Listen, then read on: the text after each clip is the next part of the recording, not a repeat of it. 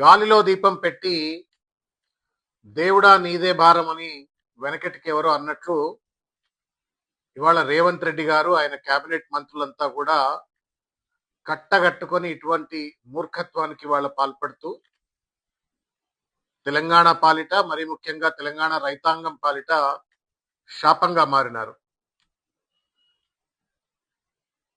ఎల్నీనోకు సంబంధించినటువంటి వాతావరణ ముప్పుకు సంబంధించి ప్రపంచ వాతావరణ సంస్థలు కానివ్వండి, లేకపోతే భారత వాతావరణ శాఖ నెత్తి మీద నోరు పెట్టుకొని కొన్ని నెలల నుండి మొత్తుకుంటూ వస్తా ఉంది. ఈ దేశంలో ఎల్నీనో ప్రభావం వల్ల వర్షపాతం తక్కువగా ఉంటుంది.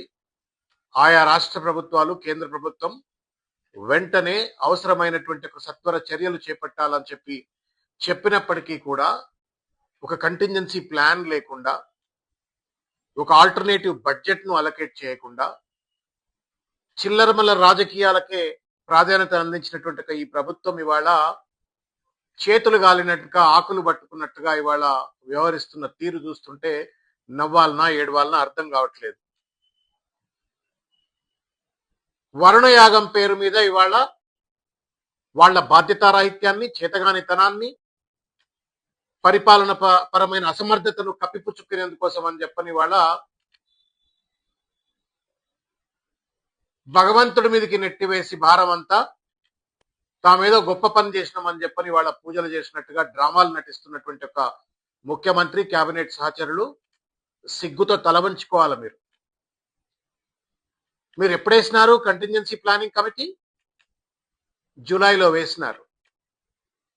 రిపోర్ట్ ఇచ్చిందెప్పుడు? జూలైలో. ఎందుకు జూన్లో వేయలే? ఎందుకు మేలో ఈ కంటింజెన్సీ ప్లానింగ్ కమిటీ చిన్నారెడ్డి గారి నేతృత్వంలో వేయలే? అంటే మీకు ప్రియారిటీస్ లేవు. పొద్దున్న లేస్తే బూతులు మాట్లాడాలా, పరిపాలన పేరు మీద ఇష్టం వచ్చినట్టు దోపిడికి పాల్పడాలా, వీటిపై ఉన్నటువంటి ఒక ప్రాధాన్యత ఢిల్లీకి సంచులు మోయాలా, ఇటువంటి వాటిపై ఉన్నట్టుగా సోయి ఇవాళ తెలంగాణ రైతాంగం పట్ల, పరిపాలన పరమైన బాధ్యత పట్ల లేదు. అందుకే మీరు ఎల్నీనో పట్ల భారత వాతావరణ శాఖలు ఇచ్చిన హెచ్చరికలు పట్టించుకోలే. ఆ హెచ్చరికల నేపథ్యంలో మీరు ప్రభుత్వాన్ని సమాయత్తపరిచేందుకోసం అని చెప్పని అడ్వాన్స్ గా ఎక్స్పర్ట్ కమిటీని వేయలేదు. రాష్ట్రంలో ఉన్నటువంటి రైతాంగాన్ని ఆల్టర్నేట్ క్రాపింగ్ వైపుకు మళ్లించేందుకోసం అని చెప్పని, వరి కాకుండా వేరే పంటలు వేసుకునేందుకోసం అని చెప్పని సమాయత్తపరచలేదు. దానికి తోడుగా ఇవాళ కంటింజెన్సీ ప్లానింగ్ కమిటీ ఏదైతే చిన్నారెడ్డి గారి నేతృత్వంలో దాదాపు 800 కోట్ల రూపాయలు కావాలని చెప్పని వాళ్ళు ఏదో కోరినట్టుగా సమాచారం. నువ్వు ఎన్ని కోట్ల రూపాయలు ఇచ్చినావు రేవంత్ రెడ్డి? వేళ 8 రూపాయలు అన్నా నువ్వు ఎల్నీనో ప్రభావిత ప్రాంతాల కోసమో, రైతాంగం కోసమో, ప్రజల కోసమో నువ్వు కేటాయించినవా? కేటాయించకుండా భగవంతుణ్ణి నేను ప్రార్థిస్తున్నా వర్షాలు కురవాలని చెప్పనంటే, మానవ ప్రయత్నం లేకపోతే భగవంతుడు కూడా సాయం చేయడు రేవంత్ రెడ్డి. రైతాంగానికి నువ్వు ఆల్టర్నేట్ క్రాపింగ్ గురించి చెప్పవు, బడ్జెట్ ను కేటాయించవు, శాస్త్రీయపరమైనటువంటి ఆలోచన లేకుండా హరీష్ రావు గారు ఏదో క్షుద్ర పూజలు చేస్తున్నారు, వర్షాలు రానియకుండా అని చెప్పని అడ్డమైనటువంటి తప్పుడు ప్రచారాలకు, పార్టీ వేదికగా, ప్రభుత్వ వేదికగా ప్రచారాలకు పాల్పడి, నీచత్వానికి పాల్పడి, చేయాల్సిన పనులు చేయకుండా గాలిలో దీపం పెట్టి ఇవాళ భగవంతుడి పూజ చేసి భగవంతుడి పైన భారం నెట్టేసే ప్రయత్నం చేస్తా ఉన్నారు.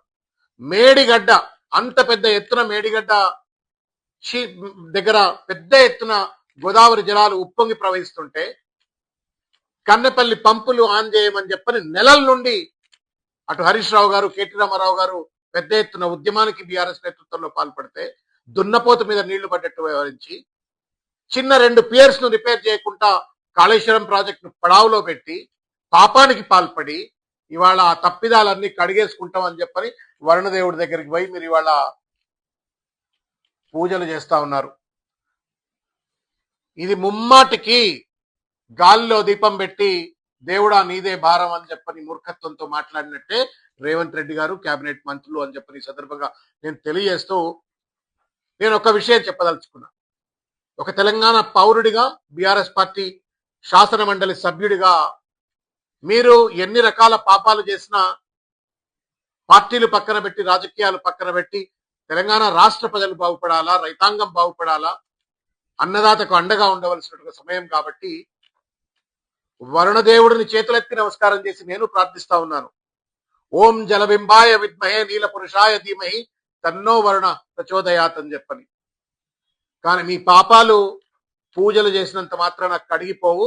తప్పనిసరిగా దీనికి సమాధానం చెప్పుకునేటువంటి ఒక రోజు ముందుంది అనే విషయాన్ని గుర్తు చేస్తూ, వర్షాలు కురవాలా, రైతుకు అండగా ఉండాలా, మొద్దు నిద్ర వీడి ప్రభుత్వం వెంటనే బడ్జెట్ కేటాయించాలా, ఒక ఎమర్జెన్సీ ప్రాతిపదిక మీద మొత్తం ఏదైతే కమిటీ రిపోర్ట్ ఉందో చిన్నారెడ్డి కమిటీ, దాన్ని అమలు చేయాలా, బహిరంగంగా దానిపై చర్చ చేయాలని చెప్పని డిమాండ్ చేస్తా ఉన్నాం.